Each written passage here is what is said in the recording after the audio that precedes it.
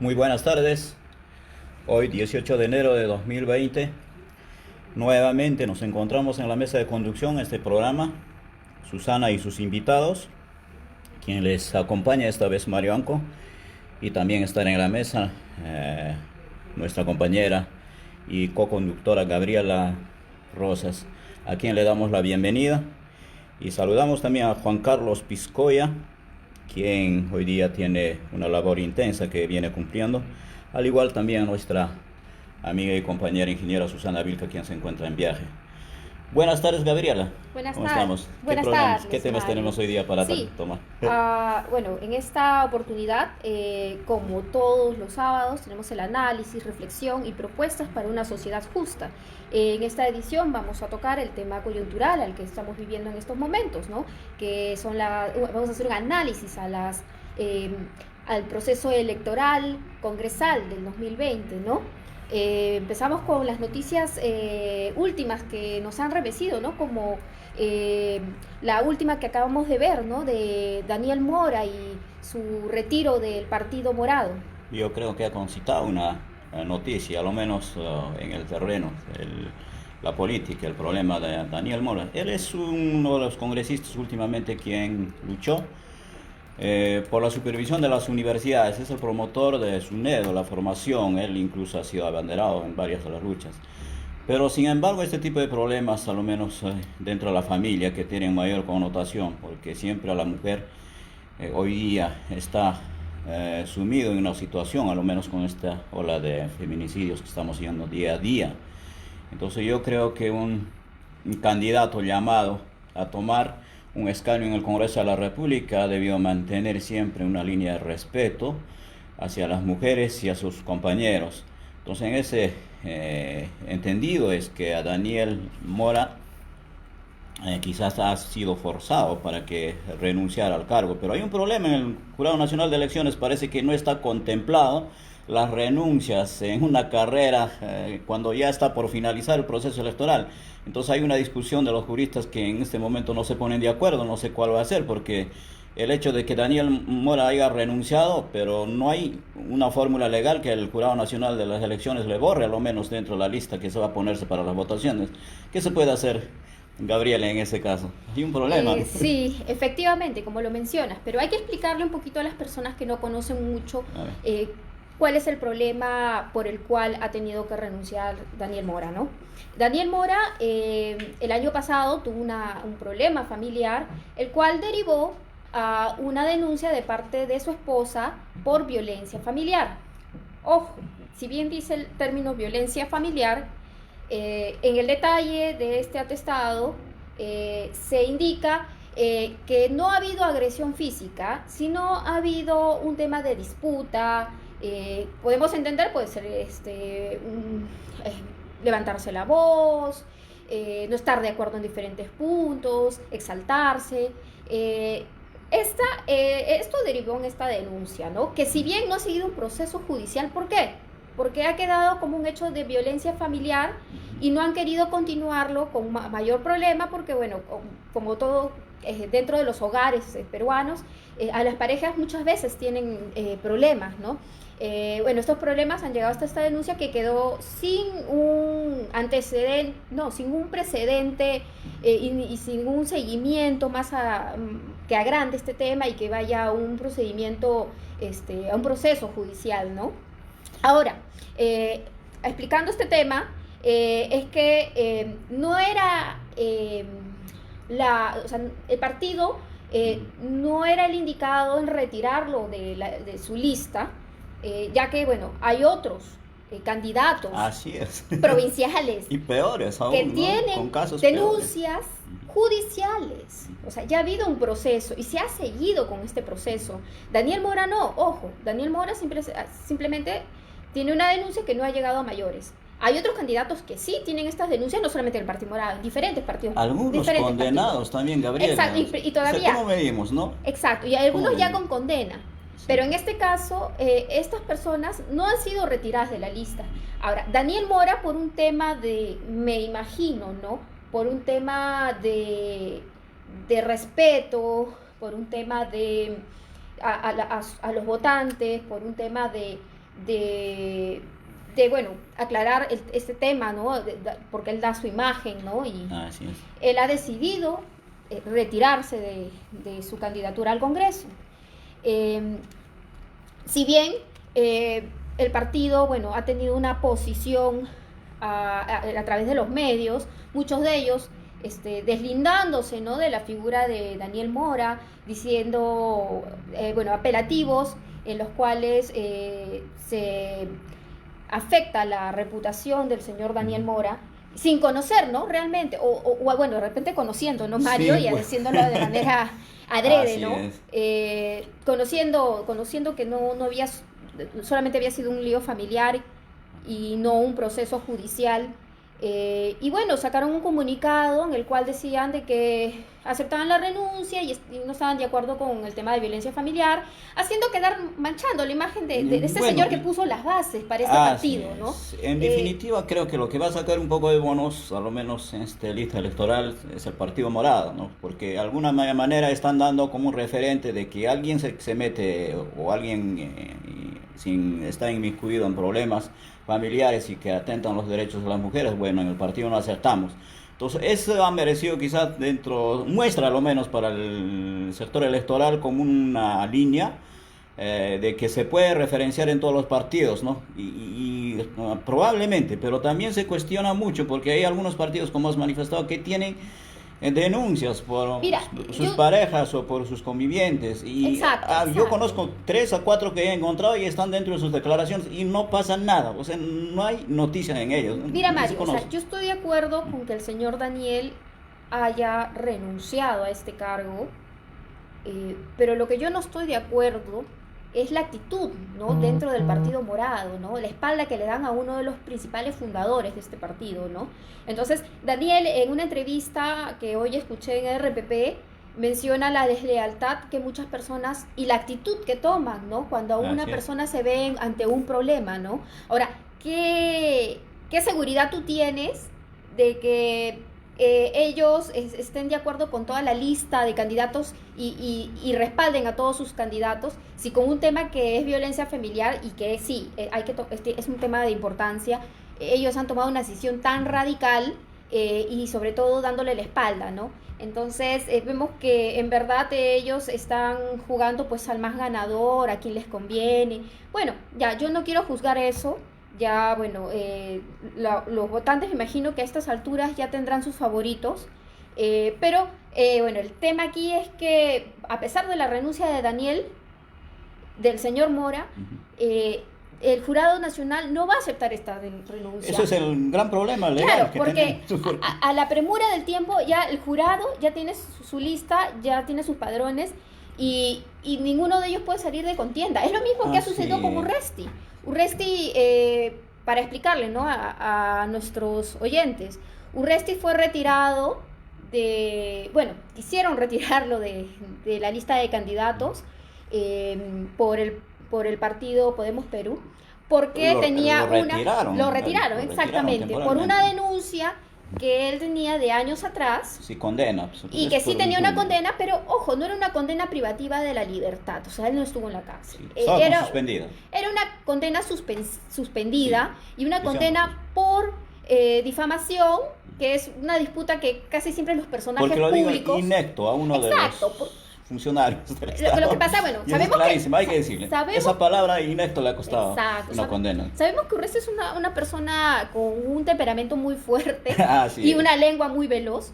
Entonces él ha mencionado algunas cosas a lo largo de su carrera y creo que muchos de los personajes que vemos en televisión y que vemos también en política siempre se han visto involucrados por estos temas de difamación, ¿no?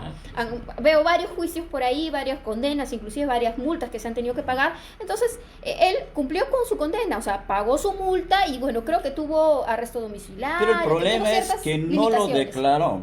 Exacto, En un momento el no problema lo es que no declaró, declaró. sino después, ya posterior a la fecha, incluso como en el Jurado Nacional de Elecciones los tiempos son preclusivos, en un sistema, cuando cierras ya no se puede admitir. Ellos hicieron una inscripción marginal, o sea, lo pusieron y lo presentó, en este caso, un Exactamente. representante del partido. O sea, ha habido un error en esa parte, pero eso no indica que un candidato puede estar vetado para participar en las elecciones cuando en este caso se trata de un derecho constitucional, ¿no? Más aún. Pero lo que sí quizás falta alimentar un poco la norma y un poco hay que quizás trabajar en esa línea es un poco hay que enriquecer las normas de que hay muchos candidatos que sí tienen problemas con la justicia, pero están como candidatos, o sea, no hay una cierta claridad. Entonces hay candidatos que pueden tener en este caso sentencias por acciones muy privadas, como son por ejemplo difamación, calumnia, que después merecen efectivamente una cárcel, no son temas como similares que se puede comparar con los delitos de corrupción. Ah, no, Entonces terrible, es muy sí. extremo. Y Exacto. también alguna violencia Lo que contra pasa las es que mujeres. muchos partidos opositores toman este tipo de denuncias, este tipo de problemas con algunos candidatos Así es. para difamarlos y para agrandar las cosas y hacerle creer a la población de que esta es una denuncia es por algo mucho más grave, ¿no? Inclusive por ahí vi una imagen circulando por las redes totalmente falsa en la cual se veía una mujer con moretones y que era la esposa de Daniel Mora. Ah, O sí. sea, ya empiezan a agrandar las cosas cuando no saben lo que, o sea, desinforman a la gente, desinforman con fines, obviamente, de ellos lograr mayores votantes, ¿no? Entonces, en el caso de Urresti también sucedió lo mismo, ¿no? O sea, dicen que Urresti tenía un proceso condenatorio, entonces las personas que habrán pensado por corrupción, por robo, y en realidad un tema de difamación que muchos artistas del medio, inclusive, Sí. han tenido que pagar fuertes sumas entre ellos, paran pagándose Y porque a veces estarán lo que hablando de más. conducen los medios están día a día, pues siempre propensos a que pueden Exacto. crearles Ahora hay que lluvia tomar de en cuenta denuncias. que muchas veces los comentarios que antes no eran tomados en cuenta para una denuncia, ahora uno tiene que cuidarse de todo, ¿no? Porque ahora te cae denuncia de todo. O sea, ya no puedes decir ni siquiera de broma un apelativo porque ya eso es una falta de respeto, denuncia. Eso ya es, ya te llega tu carta notarial, Así ¿no? es. Pero hay que tener en cuenta también ahora el caso de Daniel Mora, no es exactamente porque haya existido en este caso una violencia contra una fémina, sino es por no declarar. Eso es lo que finalmente lo que están, a él le están atribuyendo por qué omitió, declaró o lo ocultó, dicen, ¿no? ¿Por qué no lo dijo? Porque si él sabía muy bien que dentro del partido habían ciertas líneas que debía cumplir y también dentro del Jurado Nacional de Elecciones. Entonces ese es el problema que finalmente viene discutiendo, o sea, Gabriel. Otro tema que podemos tocar, creo que esta semana también, a modo de comentar, Gabrielita, hay que exponer, había una demanda competencial dentro del Tribunal Constitucional, en este caso promovido por el Congreso de la República, ya cerrado, disuelto, quienes esperaban de que finalmente la decisión del Tribunal Constitucional a fin de que restituya incluso el Parlamento A estas cerrado. alturas, Entonces yo creo que 4 votos han pesado, todavía no, si bien no se ha emitido la resolución, pero ya manifestaron en la votación, ya votaron ya los magistrados, que son 7, ¿no? Son 7 magistrados del Tribunal Constitucional que votaron 4, mayoría, decidiendo de que efectivamente el cierre del Congreso ha sido legal. ¿Qué comentario podemos dar, Gabrielita, sobre esto? Bueno, y yo creo que, bueno, esa demanda debió resolverse lo más antes posible, no a estas alturas en las cuales ya existe hasta un padrón electoral, ¿no? Así es. Realmente, bueno, ya esperábamos cuál iba a ser la decisión del Tribunal Constitucional, no esperábamos otro tipo de resolución que tuvieran, pero bueno, pues eso nos confirma realmente, bueno, ya tenemos... papelito manda, ¿no? O sea, ya tenemos Sí. la confirmación de que obviamente se hizo lo adecuado ante esta situación de crisis en el Congreso. Y bueno, ahora hay que ver, realmente falta una semana y todavía sigue la incertidumbre, ¿no? Sí, pues, Todavía pero no lo existe, que... ojo, no existe una encuesta oficial. Por ahí pueden surgir varias encuestas en las redes sociales, encuestas de empresas particulares, pero estas, ¿qué confiabilidad? ¿Qué nivel de confianza tienen estas encuestas, ¿no? Pero finalmente yo creo que las encuestadoras de alguna manera están duramente cuestionadas, porque hay que recordar, con Montesinos ha sido clarísimo de que quienes han participado, por ejemplo, para mantener el régimen dictatorial del fujimorismo, han sido las encuestadoras. Esas denuncias conocemos y se han conocido, finalmente terminaron impunes. Última vez que hemos escuchado una noticia también deplorable, de la boca de la propia líder de Unidad Nacional, Lourdes Flores, quien también cuestionó que se habían recibido fuertes dineros de Odebrecht y gran parte de estos dineros han ido a parar de las encuestadoras. Entonces yo creo que las encuestadoras de alguna manera siempre se han movido de acuerdo a los intereses económicos, o sea, ¿quién les pone la chanchito, el dinero? Entonces tratan de ellos un poco ilustrar y poner en números algunos candidatos que efectivamente pueden ser favorecidos y algunos candidatos un poco sumirlo, ¿no? en las últimas líneas. Entonces eso también hemos visto, es una realidad en nuestro país que se viene dando, y esta semana efectivamente han salido algunas encuestas reflejando que estaría repuntando Acción Popular en un respaldo, pero no es un número interesante, Gabriel, eso hay que decir. Si bien ves la cifra es mínimo, creo que hay un 49 o 47% de la población que aún no ha decidido votar por qué partido y a qué candidatos. Entonces yo creo que gran parte de esta población va a decidir según la encuestadora la última semana. Entonces ahí veremos finalmente quiénes van a ser en mayor cantidad o porcentaje los que van a tomar el escaño del Congreso de la República. Esta es una cifra que es alarmante. 59% de los ciudadanos señala que su respaldo se basa en las propuestas de los candidatos tienen para el Congreso. O sea, 59 de las propuestas, pero cuando tú les preguntas cuáles son las propuestas, no las conocen. Sí. Ok. Ahora, 43% indica que decidirá su voto esta semana. Esto según el diario La República. O sea, 43% recién va a decidir durante la semana. ¿Qué cantidad de tiempo tiene para poder informarse correctamente, para no dejarse llevar por estas noticias falsas de las redes sociales, de los medios digitales? Realmente es alarmante porque este porcentaje es el que va a decidir el futuro de todo un año del país, y no solamente todo un año se pueden tomar muchas decisiones que pueden trascender más de un año, que pueden cambiar las cosas y que podrían cambiar inclusive hasta las elecciones del 2021. Así es, y esta incertidumbre, ¿a qué nos lleva también, Gabriela? Veamos esos 43% voten en blanco. Y no creo que voten en blanco, también es un problema porque ya hay una publicidad que viene corriendo con quienes tienen algunos intereses de aquí. Estas elecciones se pueden invalidar y pueden llegar o pueden obtener el 65 o 66%, creo que se requiere las 2/3 partes mayores en una votación, que es muy difícil, complicado llegar a eso. Entonces definitivamente lo que vamos a ver es una situación que va a ocurrir. Hay algunos partidos o movimientos que son muy populares, conocidos, y tienen candidatos conocidos. Esos prácticamente estarían más o menos en el límite del techo de las votaciones que deberían llegar. Entonces los indecisos, esos 43% que aún todavía no tienen decidido a qué candidato apoyar, estarían en los partidos o en los candidatos que no son conocidos, estarían buscando. Porque eso nos reflejaría un análisis un poco lógico, ¿no? Haciendo una deducción. Entonces, el porcentaje de Acción Popular, Fuerza Popular o algunos partidos conocidos que prácticamente han soltado estas encuestadoras, más o menos estarían robusteciéndose en ese margen. Y más bien aumentarían de otros partidos nuevos, o figuras nuevas, o candidatos desconocidos, un poco levantando en su votación. Entonces, esto va a equilibrar más o menos. Eso sería un poco que quizá podemos ver que puede reflejar finalmente en las votaciones del 26 de enero. Sí, acá leyendo el portal de RPP Noticias, nos indican quiénes están liderando, qué partidos están liderando, ¿no? Con una intención de voto. Vemos que Acción Popular está a un 4%, Fuerza Popular a un 3.2%, Alianza por el Progreso con el 2.9%, Partido Morado con el 2.8%, a ellos se le suma el Frente Amplio con 2%, Somos Perú con 1.8% y Podemos Perú con 1.4%. Vemos que ninguno de ellos llega ni siquiera a pasar el 5%. Esa es una pregunta como partido, ¿no? No es exactamente a los candidatos. Entonces creo que Datum refleja otra cifra cuando se le pregunta a qué candidatos va a apoyar con su voto.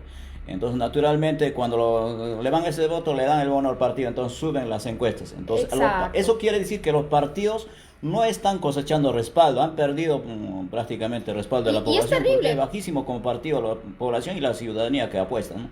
Porque acá también indican que dice, todas las opciones son superadas por el voto blanco y nulo, que llega a un 19.1, o sea, el voto nulo del voto blanco. O sea, estamos hablando que un 19% de la población no sabe, porque si es nulo o blanco, bueno, no quieren o no saben. Ahora, si sumamos esos votos blancos o viciados y los que van a marcar, ¿no?, esa cifra, con los indecisos estaríamos hablando del 62%. Exacto. Y los indecisos más del 50% del país estaría en estos pasos, en estas situación, en ¿no?, una situación de que no estarían apostando por ningún partido, no. Ahora, estarían decididos a lo menos por votar, ¿no? En CPI, la encuesta de CPI nos indica, ¿no?, que según los votos válidos, quiénes son los que qué porcentaje ocuparía cada partido, ¿no? Acción Popular es el que tiene mayor porcentaje, con 14.8, ¿no?, de estos votos válidos. Sigue Fuerza Popular con el 11.8, Alianza por el Progreso con el 11.0, Partido Morado con el 10.5, Frente Amplio con el 7.3, Somos Perú con el 6.8 y Podemos Perú con el 5.2. Ahora estamos viendo acá, yo estoy viendo una figura un poco repetida con el Congreso anterior, ¿no? O sea, Fuerza Popular, Acción Popular, Alianza para el Progreso, teniendo mayoría nuevamente. Bueno, en verdad, se sincera recién la encuesta unos días antes de las elecciones, ¿no? Pero estamos viendo un escenario, me parece un poco parecido a las elecciones anteriores. Nuevamente, sí, Fuerza Popular y Acción Popular están en... Sí, pues por eso mencionaba, estos partidos son conocidos y tienen líderes conocidos, o sea, tienen ya un caudal electoral ya definido, o sea, prácticamente tienen una militancia, o digamos, votantes que apuestan por ellos, y así que le estén dando palos en las redes, todo, no van a renunciar. Entonces ese es el techo, pero tampoco pueden crecer, o sea, no pueden crecer como espumita, no rápido. Claro, porque este grupo... Si van a crecer lo mínimo, o pueden bajar lo mínimo, pero claro, ese es un margen. Entonces, ¿para quiénes se guardan estos 43% de los indecisos? Son efectivamente, la lógica nos llega, serían los candidatos desconocidos, o quienes se jueguen esta semana, a lo menos, mejor el partido en su publicidad, en sus propuestas, o en sus líderes que pueden tener, porque muchos de los candidatos, Gabriela, gran parte de estos candidatos que últimamente han adoptado para encaminarse en estas elecciones son desconocidos. Y hay buenos candidatos, pero no se les conoce, son poco impopulares. No por el hecho de que sean buenas personas o líderes o buenos académicos, tienen incluso formación excelente, pero como no son conocidos, no están puestos en la vitrina, pues es como mercadería que está guardadito por adentro, ¿no?, como un producto. Entonces yo creo que los partidos han debido asumir más estrategias de publicidad, de entrar quizás al terreno a tallar en sus propuestas y hacerse conocer mejor y lidiar de mejor forma estas elecciones, pero eso no ha ocurrido, Gabriel. Es decir, Mario, este porcentaje entre los indecisos y el voto blanco y nulo que llegaría a aún más de un 60%, imagínense. Este porcentaje es el que va a decidir quiénes van a liderar, ¿no?, quiénes van a tener mayoría en este Congreso. Y si este 60% no se ha inclinado por un partido ya conocido como Acción Popular, Fuerza Popular, Alianza por el Progreso, se estaría dividiendo entre los partidos que tienen menor porcentaje y a la misma vez que tienen una lista congresal con candidatos relativamente nuevos en este ámbito político, ¿no? O sea, estaría repartiéndose entre el Partido Morado, Frente Amplio, entre Podemos Perú. Esperemos que sea así, ¿no? Porque en verdad debería haber un equilibrio, ¿no? Un equilibrio y no tener mayoría en un Congreso, no tener mayoría de un partido que haga y deshaga de él, como ya hemos visto en casos anteriores, ¿no? Así es. Yo creo que este tema es interesante, quizá no estamos tomando en cuestión, definitivamente muchos de los candidatos también van a quedar en el aire. Entonces vamos a pasar a la segunda parte de la población del programa.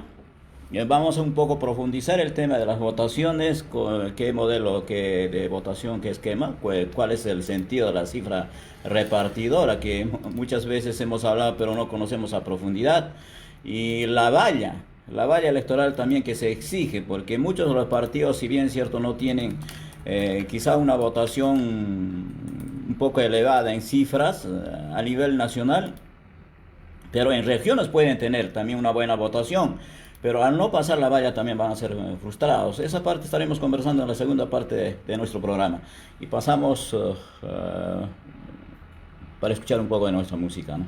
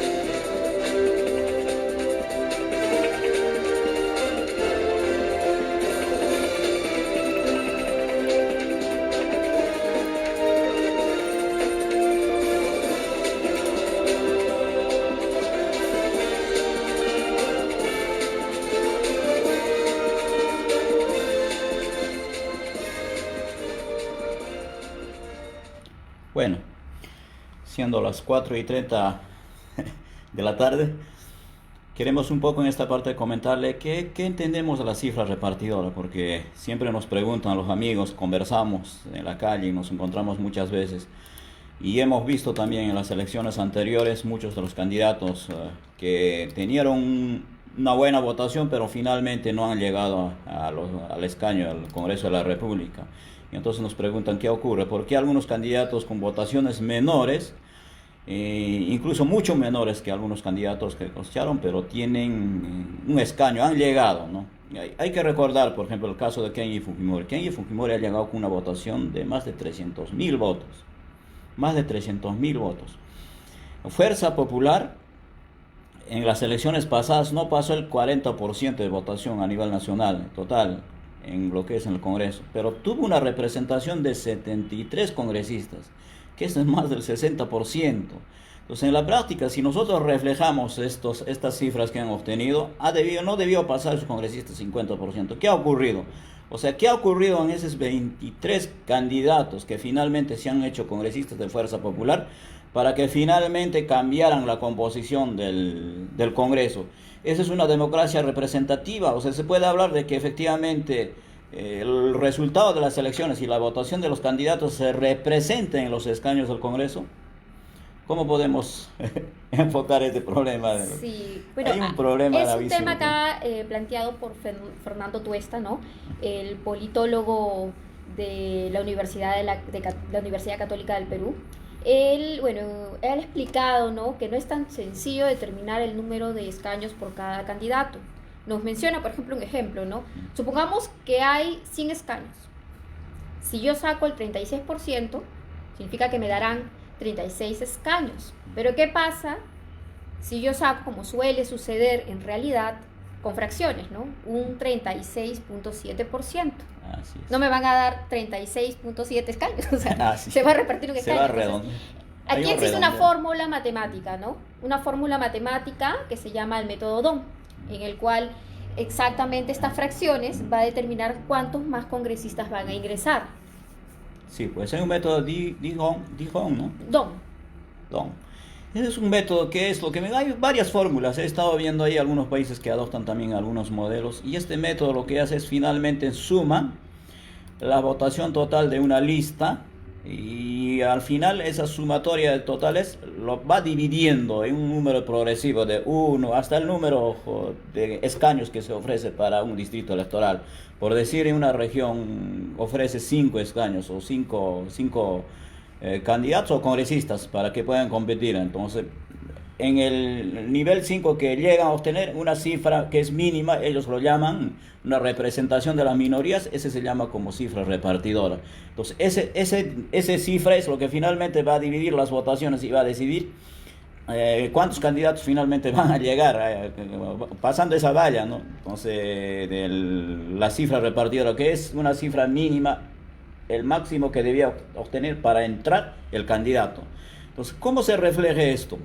Hemos tenido una experiencia, por ejemplo, no voy a dejar de hablar, hay un partido que ha tenido bastante votación en provincia, al menos en Puno y Cajamarca, que es Partido Democracia Directa, han logrado buena cantidad de votación, pero finalmente no tienen representantes y nunca han tenido representantes en el Congreso de la República.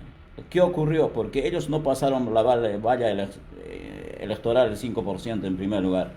En segundo lugar, ya no han entrado a la cifra repartidora, entonces quedaron.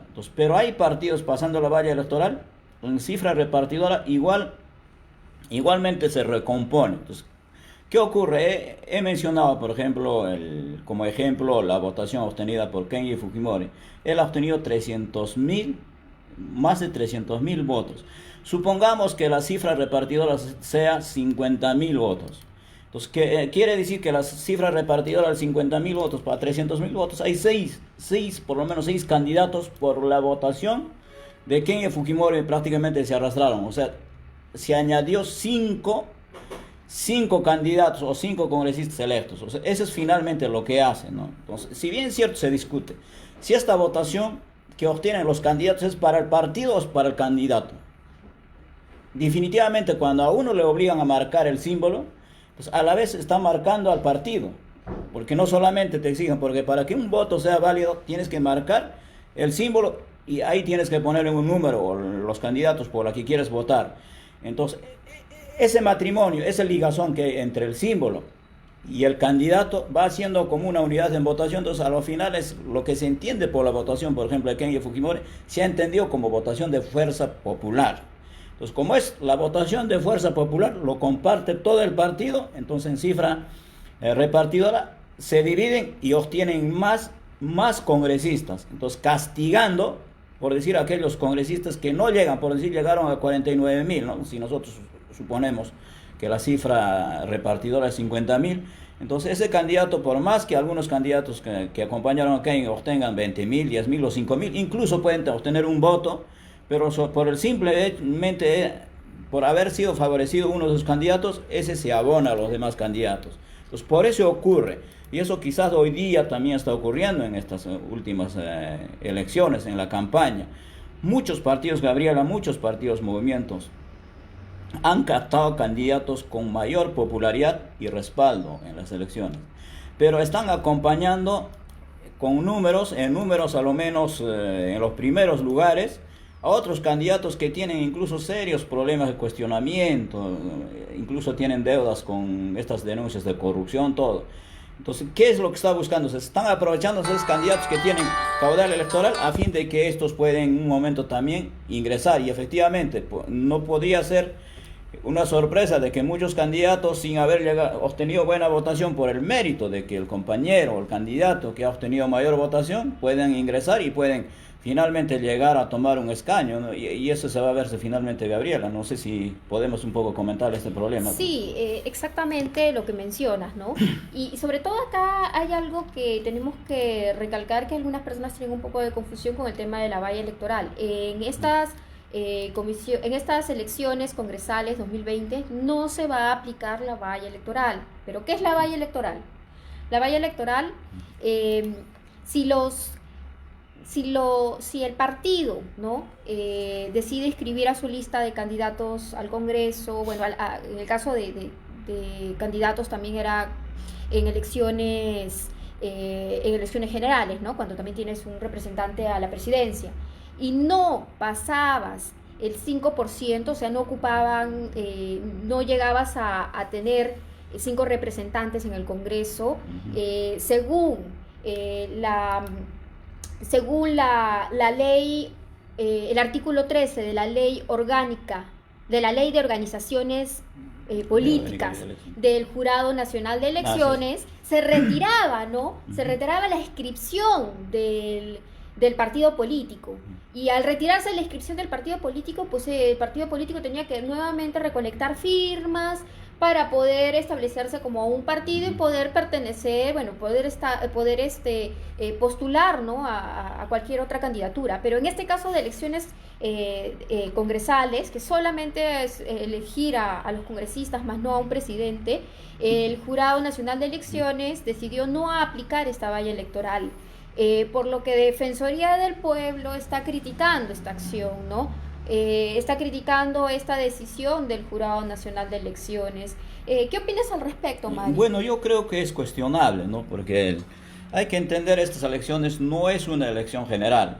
Una elección general, elección nacional general, convocan cada 5 años, es para elegir tanto a los vicepresidentes, congresistas y también a los representantes al Parlamento andino. Eso es en general lo que significa una elección general, conocido bajo los matices de nuestra normatividad. Pero lo que entendemos esta vez son las elecciones complementarias para el periodo que prácticamente han dejado los congresistas en el Parlamento disueltos, ya que conocemos, para complementar 1 año y medio más o menos por el periodo. Entonces no se contemplaría segura la interpretación del Jurado Nacional de Elecciones como una elección general, y entonces para lo cual funcionaría esta fórmula de las vallas a fin de que los partidos que no pasan, como has manifestado, Gabriela, el 5% de la votación, pueden tener el castigo de ser en este caso eliminados del registro como partidos políticos. Entonces tendrían que verse en una realidad de que nuevamente constituyan o que crean su partido reuniendo sus firmas, o lo que la norma les exige, en este caso son 25.000 militantes, ¿no? Eso sería la situación de esos partidos. Entonces yo creo que en esta parte es entendible. Pero quizás es un poco que también no se refleje, es que qué hacemos con aquellos partidos también que no van a reflejar que, quizás resultados, porque tenemos, ¿cuántos son? 22, 21 partidos creo que están en competencia. Y yo creo que es muchísimo, es arduo, incluso muchos de los electores no conocen, son 4 o 5 partidos, o sea, es 6, 7 a los finales los conocidos. Los demás son partidos políticos que no conocen o no tienen brillo o no tienen cierta legitimidad en conectarse con los electorados. Entonces ahí es un problema de quizás de dispersión de partidos y un poco inmanejable a lo menos dentro del proceso electoral para por ejemplo hacer la votación, en este caso que estamos ya en un proceso electoral, ¿no? Porque no se conocen estos partidos. Yo a lo menos cuando memorizo, hago memoria, que llego hasta 7 contando los demás, no recuerdo quiénes son más, ¿no? Entonces es un problema, se está proliferándose inmenso cantidad. En Estados Unidos conocemos, son dos fuerzas políticas que periodo en periodo que se finalmente disputan. Si bien es cierto, hay pequeños partidos, pero no tienen cierta connotación política, ¿no? Entonces yo creo que hay que verlo, qué se puede hacer por institucionalizar mayor estos partidos políticos, a veces, a fin de que sean, en primer lugar, permanentes como institución. Y en segundo lugar, tengan una legitimidad con la población y eso puede facilitar también nuestra democracia y nuestra institucionalidad como Estado, que nosotros siempre estamos en pro de buscar de que el Estado avance, ¿no? Porque cuanto más partidos, cuanto más operadores políticos, el problema de agilizar, por ejemplo, algunas líneas de acción para mejorar el Estado no se van a concretar, ¿no? Siempre vamos a ser vulnerables. Y más aún, siempre los partidos van a ser quizás el vehículo que pueden llegar a personas o instituciones o organizaciones criminales, incluso dentro de estas organizaciones, porque cuanto más cantidad es muy difícil, incluso en la parte de supervisión, fiscalización que viene haciendo el Jurado Nacional de Elecciones y algunas instituciones que tienen este trabajo, ¿no? Sí, estoy de acuerdo con lo que indicas, Mario. Aquí, bueno, el defensor del pueblo, Walter Gutiérrez, indica que, bueno, no se ha interpretado correctamente los artículos 16, 84 y 85 de la Ley Orgánica de Elecciones, en las que se señala que las elecciones generales son aquellas que se realizan cada 5 años, salvo caso de disolución. O sea, estamos hablando de que son 3 artículos en los cuales el Jurado Nacional de Elecciones no los está aplicando correctamente. Y bueno, pues veremos cuáles son las consecuencias de permitir que varios partidos políticos sigan en contienda después de estas elecciones, ¿no? Y que al no superar la valla, pues lo único que indican es que las próximas elecciones suceda también lo mismo, ¿no?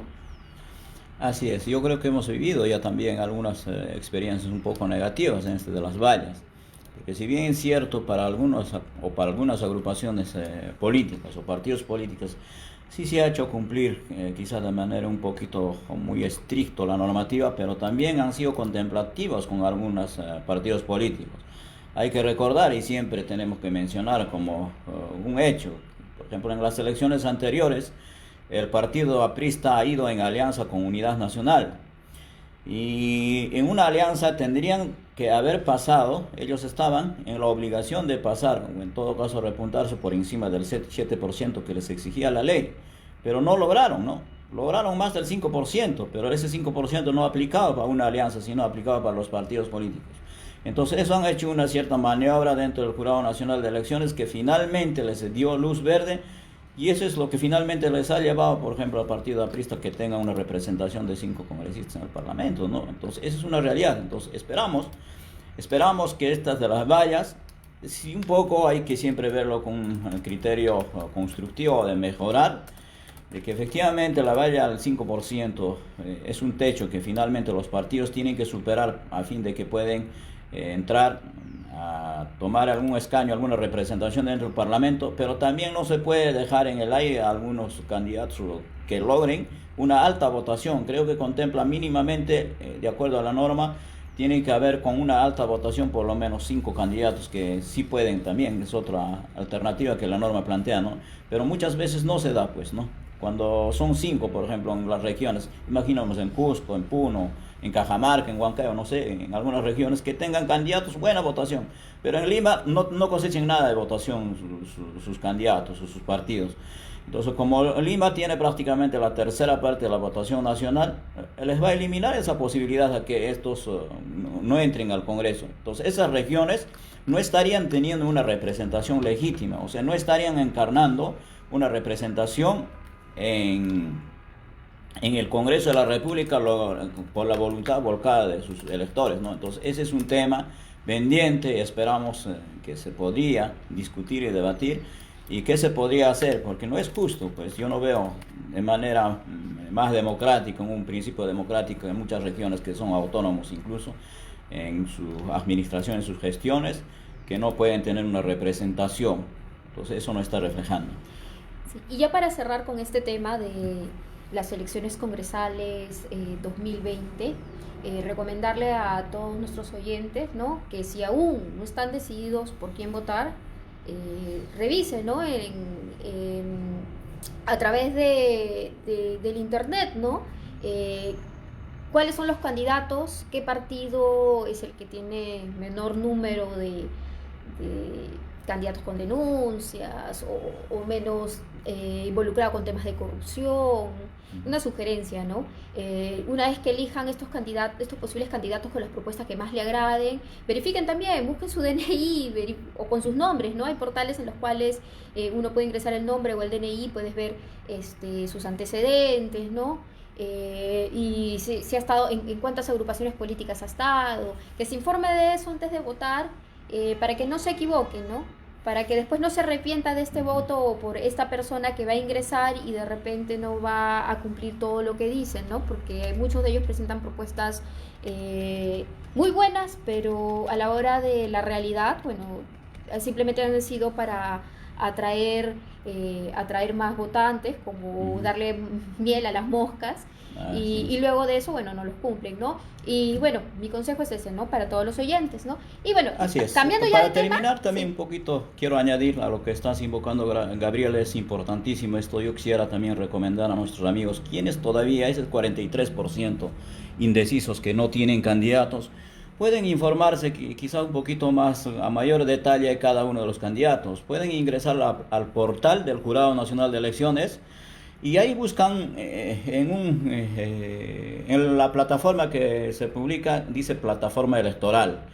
Ingresan eso y buscan el partido o el candidato que quieren informarse, por ejemplo, su hoja de vida, su historia que has manifestado como Sí, a ver, están vinculados. Entonces yo creo que se pueden ilustrar y se pueden ayudarse porque este sistema de votaciones que estamos inmersos también debe alimentarse siempre la parte de información, porque no solamente se puede escuchar al candidato, muchas veces los candidatos no hablan mucho de su vida, no exponen de sus problemas, por más que pueden exponer sus propuestas. Entonces ahí yo creo que también es una responsabilidad cívica y política de los electores, parte de nuestro deber es informarnos mejor y votar, a fin de que el país también se supere esos problemas, a lo menos en los problemas institucionales y democráticos, siempre todavía estamos para remarcar lo que nos indicas, Mario, el portal del Jurado Nacional de Elecciones, la dirección es portal.jne.gov.pe/portal. Así es. Nuevamente, para que se acuerden, portal.jne.gov de gobierno, o sea, con B, punto pe/portal. Ahí desde su celular, desde su computadora, desde donde usted crea más conveniente, ingrese y busca a su candidato para ver qué sorpresas tiene. Y bueno, ya para ir cerrando con el programa, cabe mencionar que hoy es el aniversario de Lima, 485 años de nuestra capital. Así es.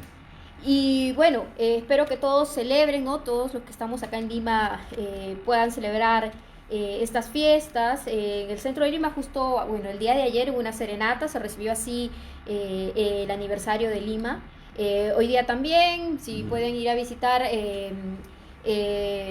la Plaza Mayor, hay una degustación y una feria gastronómica muy interesante para todos aquellos que están acá en Lima, si bien residentes o de visita, para los turistas también. Hay que recalcar, ¿no?, de que esta fundación de Lima ha llegado hasta 485 años, es una cifra considerable, y bueno, ¿no?, festejar. Prácticamente yo creo que hay que recordar, Lima ha sido fundado en 1535 por Francisco Pizarro. Antes no existía Lima, si bien es cierto, habían poblaciones, inmensas poblaciones en los valles, tanto de Rima, Chillón, Lurín, incluso en el periodo Inca. Hay que recordar, Pachacamac ha sido un señorío que tenía bastante influencia a nivel de la parte oeste de nuestro territorio, ¿no? Riquísimo culturalmente.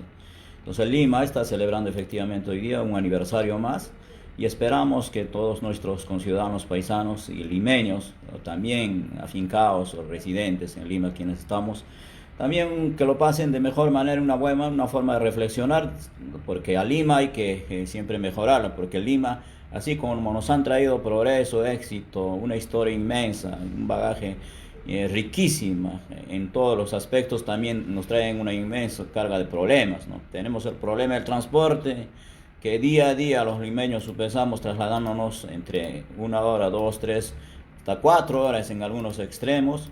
Tenemos este problema de ola de violencia, ola de delincuencia, que día a día también viene azotando a nuestra población, y tenemos una serie de problemas, a lo menos también en algunos distritos todavía con los servicios públicos, en las periferias de Lima sufrimos de agua potable, de electricidad.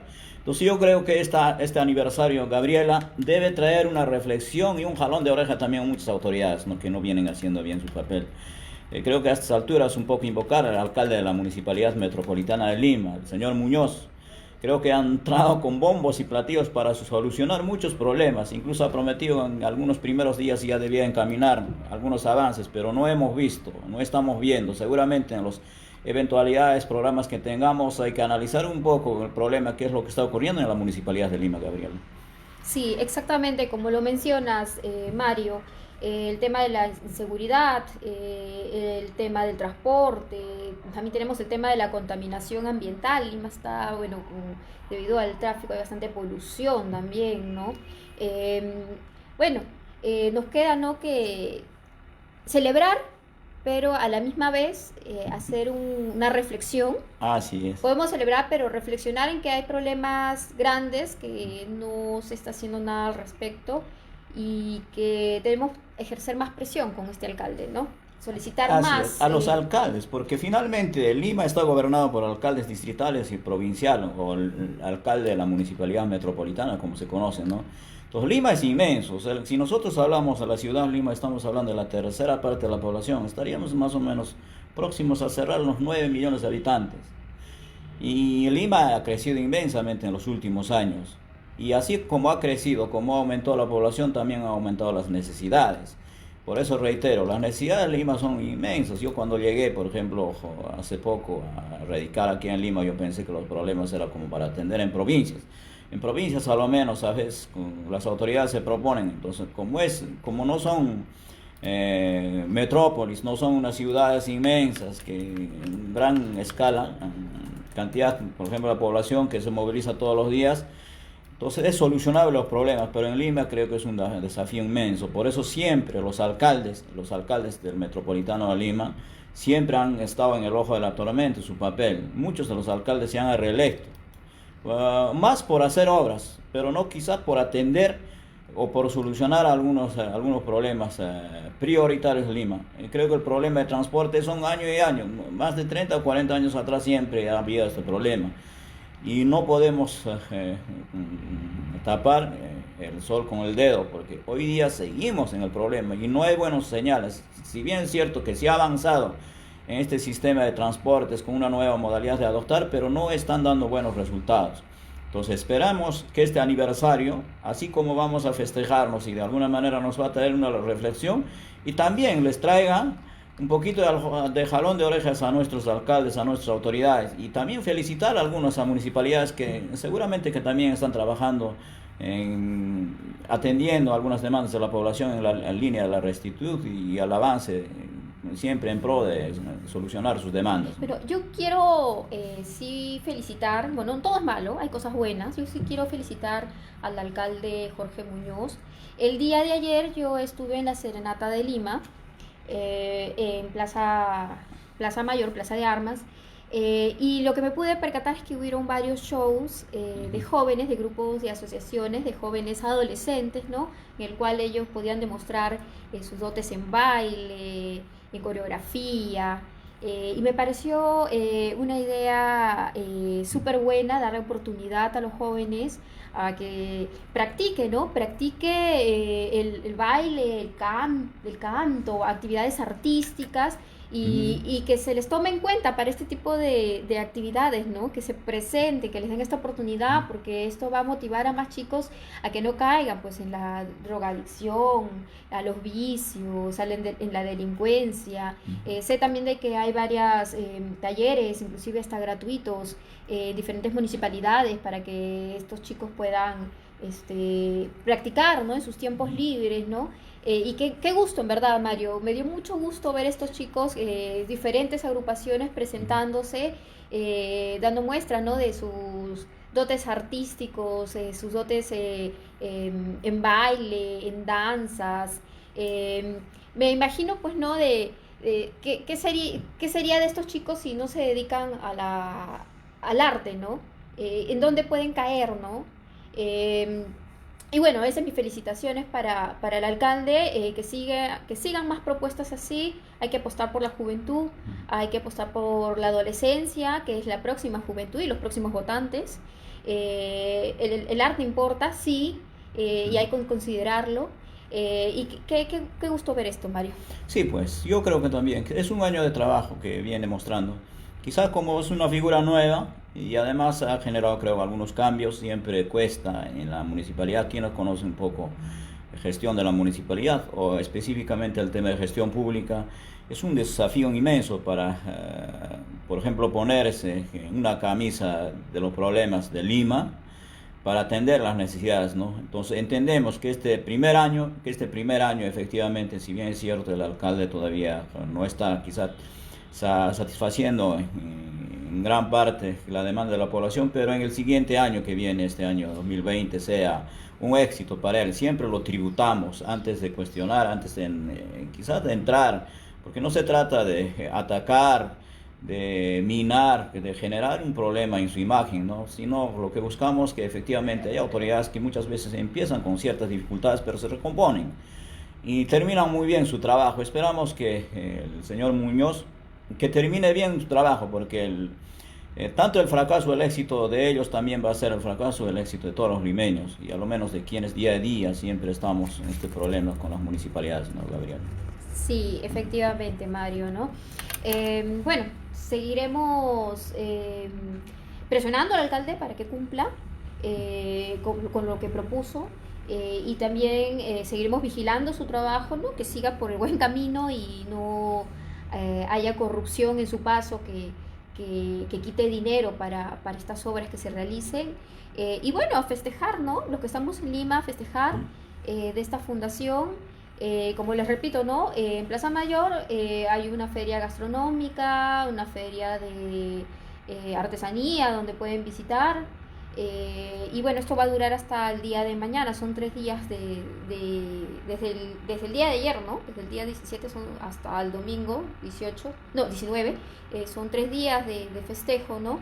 Y nada, que se acerquen, que vayan con sus amigos, con sus familiares, que disfruten de estos potajes gastronómicos. El Perú es uno de los países considerados con la mejor comida del mundo, Sí.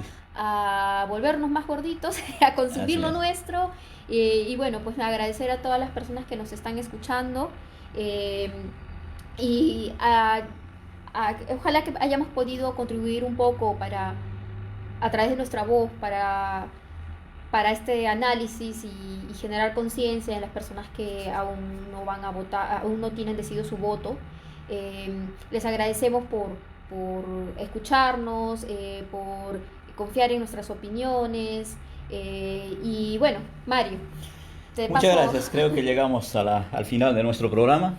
hoy día estamos cerrando nuestra programación siempre con el ánimo de querer siempre semana a semana acompañándoles, discutiendo de temas que trae la coyuntura. Los problemas nacionales siempre son parte de nuestro tratamiento. Y saludarte y darte las gracias, Gabriela, y también enviar un saludo muy especial a nuestro amigo Juan Carlos. Seguramente el próximo sábado nos va a estar acompañando en esta mesa, y transmitir también un saludo muy especial a la ingeniera Susana Virca, como reitero, deseándolo siempre un feliz viaje. Esperamos encontrar que nos acompañen en los siguientes programas, como siempre nos ha acompañado sábado en sábado. Y muy buenas tardes, amables oyentes de Radio Pública, y será hasta la próxima semana.